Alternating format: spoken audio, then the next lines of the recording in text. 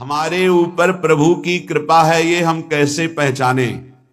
ये 8 लक्षण प्रकट होने लगते हैं जिसके ऊपर प्रभु की कृपा होती है। हमारे ऊपर प्रभु की कृपा है ये हम कैसे पहचाने, तो ये 8 लक्षण प्रकट होने लगते हैं जिस पर हरिजू की प्रियाजू की कृपा है। पहला, घोर अपराध करने वाले के प्रति भी दया की भावना, शांति पहला लक्षण है। भाव में भी पहले शांत भाव है। हमारे ऊपर श्री हरिजू की कृपा है, इसकी पहचान ये 8 लक्षण।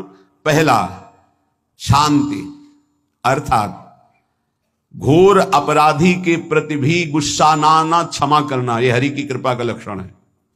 देख लो भाई, घोर अपराधी शब्द तो जाने दो, जरा सा प्रतिकूल हो जाए तो लाख समझाओ पर भ्रकुटी तनी रहती है। भला ऐसा है?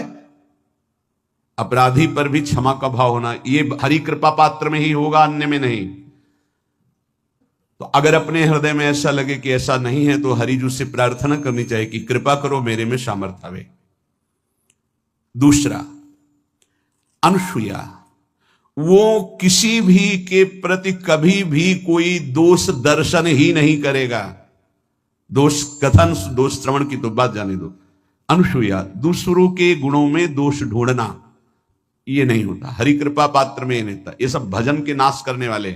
जैसे पहला अपराधी पर क्रोध कर देना, तो माया ने भेजा इसीलिए था कि तुम्हारे साथ व्यवहार ऐसा करे कि तुम क्रोध करो, क्रोध करोगे तुम्हारी ऊर्जा शक्ति नष्ट हो जाएगी, अध्यात्म में जो चलने की थी। और कहीं तुमने संकल्प कर लिया तो भजन शक्ति नष्ट हो जाएगी। तो अगर भजन बल है तो गया, जरूर उसको दंड मिलेगा, पक्का मिलेगा, 100% मिलेगा, लेकिन आप खाली हो गए।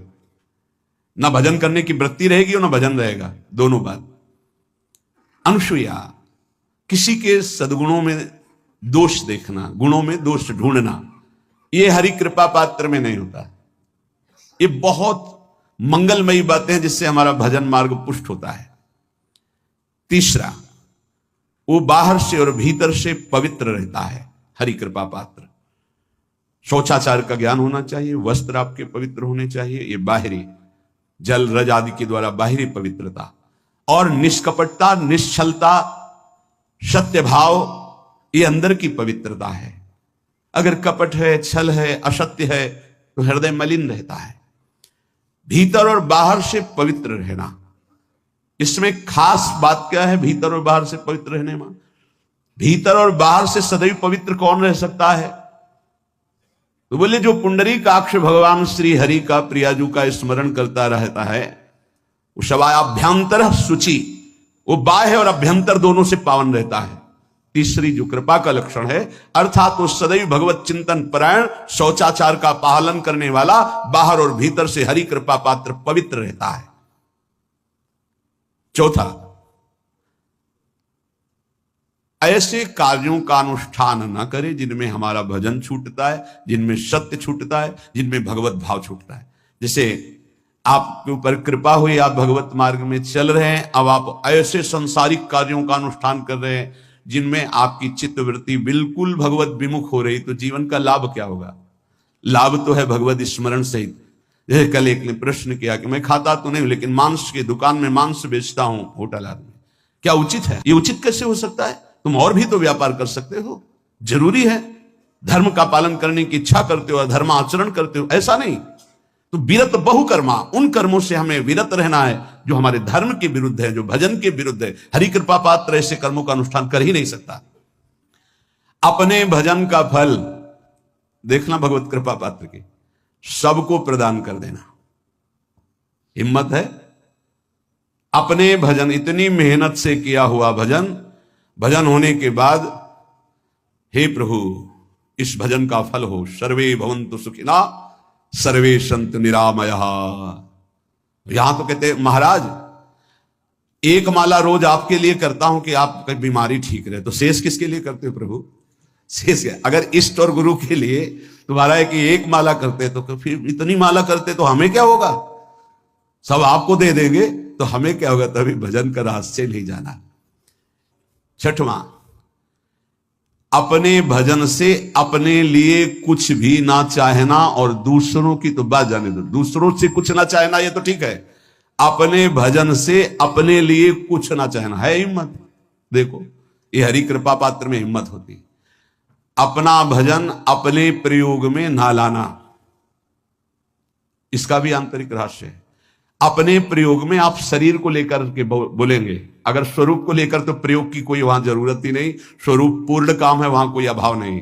जब आप कोई भाव अपने लिए करेंगे तो देह भाव होगा, देह भाव से किसी विषय की मांग होगी। विषय पूर्ति भजन का फल नहीं होता, भजन का फल होता विषय निवृत्ति। बहुत जोर की बात है, कैसे समझ में आए। अपने भजन का भी फल अपने लिए नहीं, दूसरों से कुछ चाह रखना तो बात ही जाने दो, भजन से भी कोई अन्य सुख की चाह नहीं हुई। क्या चाहिए? भजन ही बनता रहे, भजन का फल भजन बनता रहे, खूब निरंतर जप करते रहे।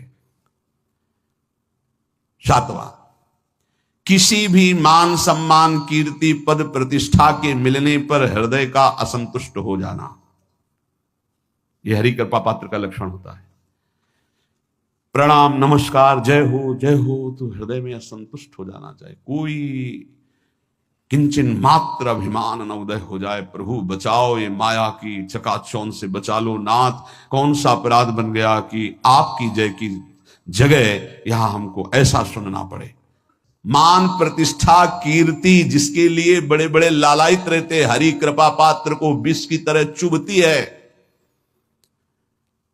और 8वां, किसी भी प्राणी समुदाय से संबंध ना रखते हुए सब पर दया की भावना, सब पर कृपा की भावना, सब पर करुणा मैत्री पर किसी से ममता नहीं। ये सूत्र बहुत व्यवहार में प्रयोग करने योग्य है। सबसे करुणा और मैत्री पर किसी से ममता नहीं। करुणा तो करी भरत जी ने, मैत्री भी की मृग से, पर ममता रहित नहीं रहे। ममता कर ली तो अगला जन्म हिरण्य का हो गया। ममता नहीं रखनी, निर्ममो निरहंकारा। करुणा मैत्री तो करनी है, जैसे इसमें आदेश है, गीता में जी आदेश है, अद्वेष्टा सर्वभूतान मैत्र करुण एवच, पर निर्ममो निरहंकारा, ये साधक की चतुरता है। प्राण मात्र पर दया कृपा करुणा मैत्री, पर ममता नहीं। ममता किसी से, और यहां करुणा मैत्री ये तो गायब हो गई, केवल ममता रह गई है। अपने शरीर से ममता, शरीर संबंधियों से ममता, विषय भोगों से ममता, यही जहर है।